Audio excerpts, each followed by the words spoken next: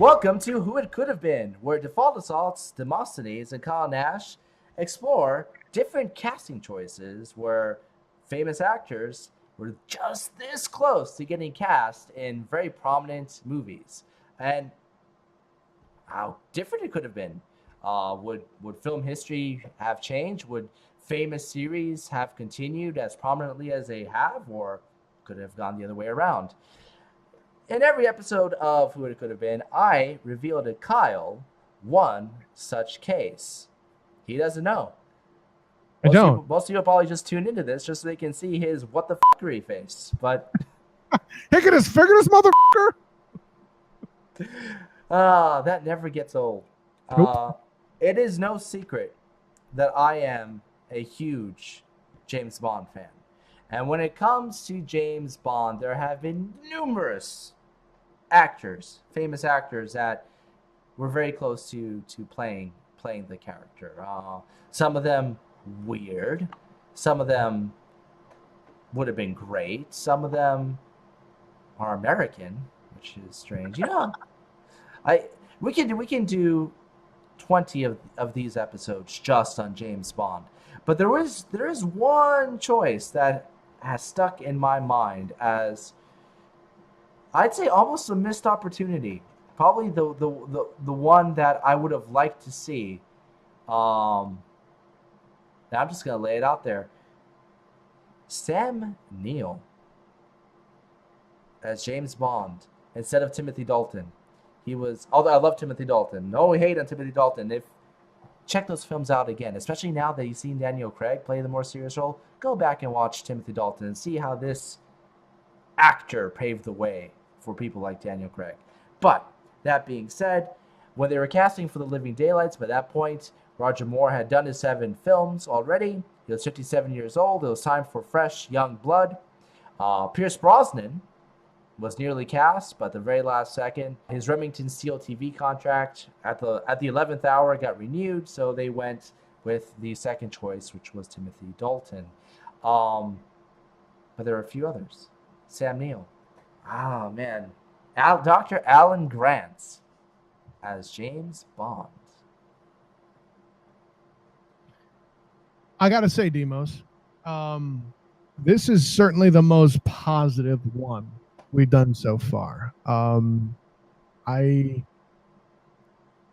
There's, so here's, I'm going to say something and it's controversial. I already know I'm going to get flack, but I'm going to say it. And this is no knock on Timothy Dalton or on Daniel Craig. Wait, Daniel, why are you bringing up Daniel Craig? I'm going to say it. Sam Neill could have been the Daniel Craig James Bond, the more rugged James Bond that Daniel Craig could only dream of trying to be. Okay? Oh. I'm not here to say that Daniel Craig does bad. I'm just saying Sam Neill could have done Daniel Craig's Bond better. Dude looks the part. Dude, actually, Daniel Craig still strikes me as kind of a fish out of water. He does have like that brutish look to him. That is, I mean, that goes without saying.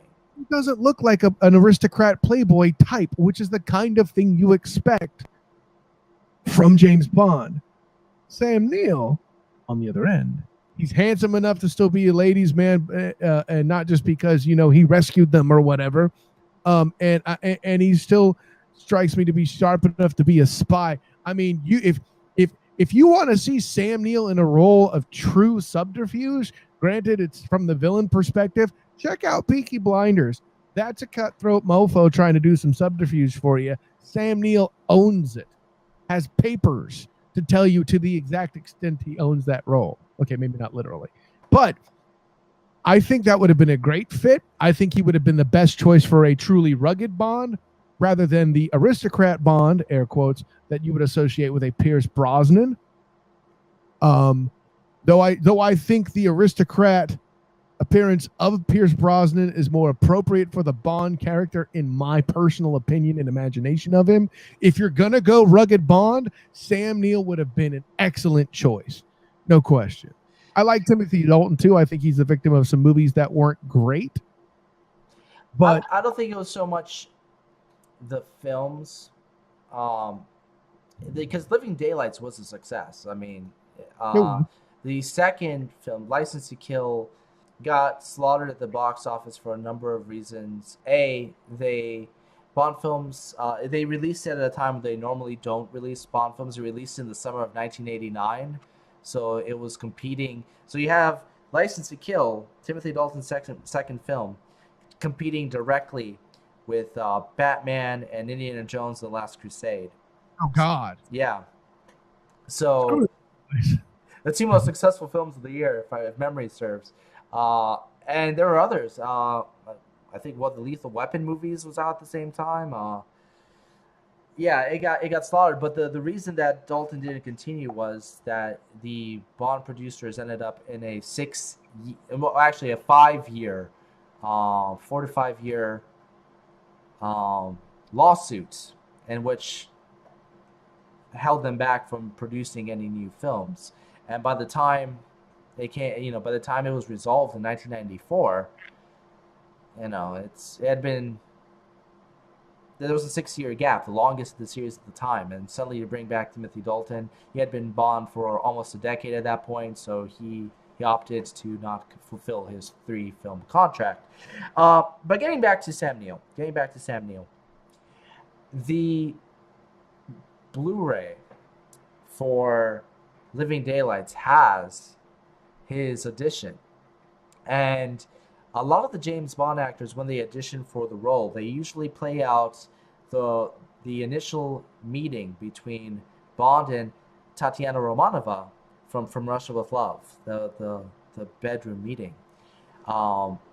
He nails it. He is awesome in it. He actually...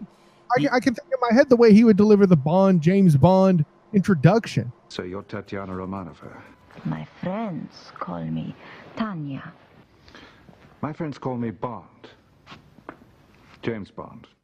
Yeah, I can actually almost recite the scene because that's my favorite James Bond movie. So it definitely helps. And it does have the quip, she says, I think my mouth is too big. And he says, well, it's the right size. For me, that is. But he nails it. He more than any other actor. Nails it. And he also got the line correct. Hi-yo! He more than any other actor I have seen in the auditions or as James Bond, he captures an essence in the role that a certain essence that Connery had. This animal magnetism that came so effortlessly from Connery's early portrayal of the character. This was a guy that you can see sitting at a casino, but then turn around and murder you without blinking an eye. In fact, if he does blink an eye, it's probably going to be a wink. And he captures that. I could have seen it. You're going the rugged aspect. And I think, I don't know if that's the right word. I think he would have played the killer that Connery was, but he would have maintained the suaveness that Moore perfected. Hey, look, I'm trying to tell you, that subterfuge and suave piece is there, man. But as far as looks go, that man don't look like an aristocrat. But that's okay. I think Daniel Craig. Right. Yeah. And the truth of Sam Neill, too. He doesn't look like an aristocrat. But when he starts to talk, when he starts to operate, you might need to believe it.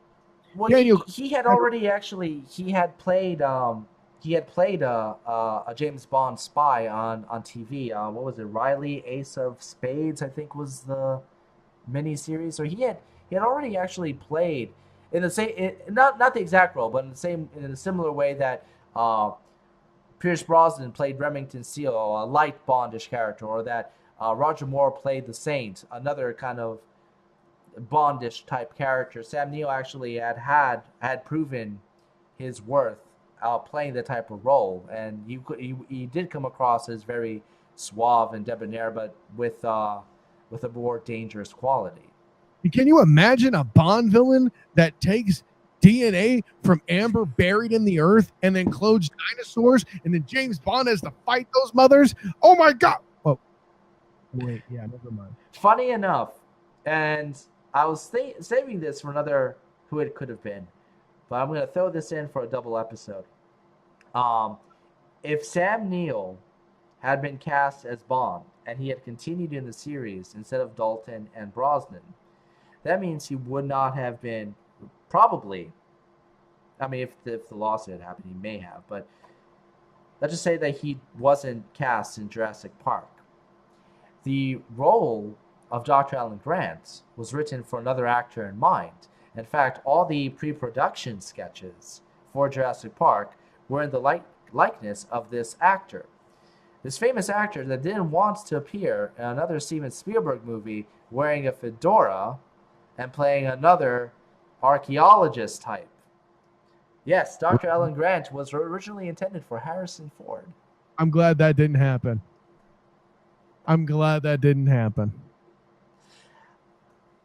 Alan Grant is not supposed to be somebody you can see winning a fight. Yeah, I can see Harrison Ford, beating up the Velociraptors and then, D2-ing the Tyrannosaurus Rex. I mean, get off my helicopter.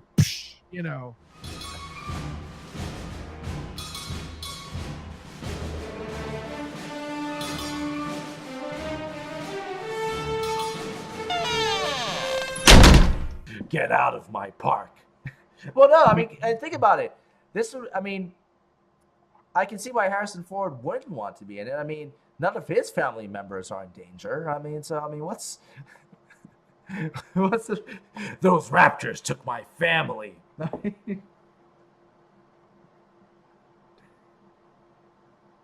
If you make a joke about him referring to an Apoplosaurus as short round, we're done. We're done with this episode.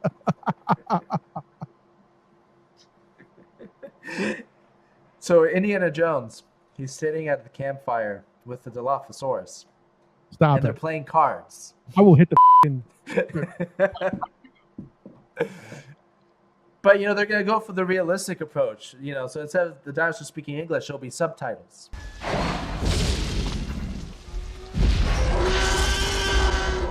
do I hate being right all the time. Oh, God. I can see it. I can see Harrison Ford playing that role.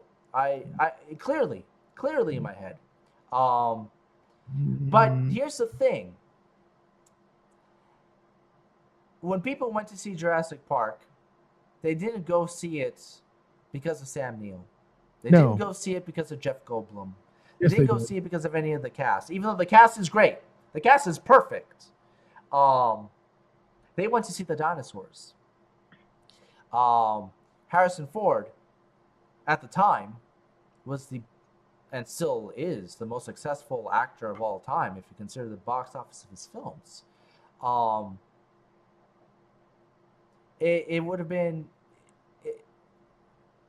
It's almost like they'd be like dueling stars of the film. There'd be Indiana Jones and the dinosaurs. I'm going to add this element too. I'm going to get controversial. Eventually, what would have happened on the set is as they start to have Harrison Ford read the role, they would suddenly realize that, in fact, he and Jeff Goldblum should flop spots. Harrison Ford then becomes Dr. Malcolm, and Jeff Goldblum plays Dr. Grant.